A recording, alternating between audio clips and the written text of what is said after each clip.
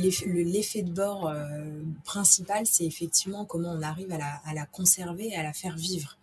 Donc il y a vraiment les deux éléments. La conserver par le fait qu'on scale très vite. Là, en janvier, février 2022, on a accueilli 100 personnes, 100 nouvelles personnes chez Conto. Ces 100 personnes-là, elles viennent avec des idées potentiellement de ce qu'est Conto, et on a essayé de leur transmettre au maximum de choses pendant le process d'entretien. Mais c'est sûr elles ne sont pas encore complètement immergées dans la culture, les us et coutumes, les rituels, etc. Donc, il y a énormément de boulot là-dessus. Et ça, c'est vraiment un travail à chacune des étapes. Donc, je parlais du processus de recrutement, mais après, il y a la notion d'intégration.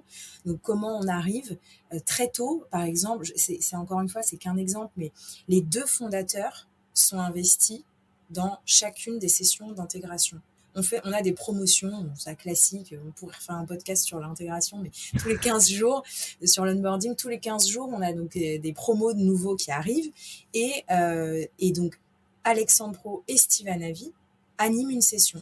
Un sur la vision du business, d'où vient Conto, comment on avance, etc. C'est la première session.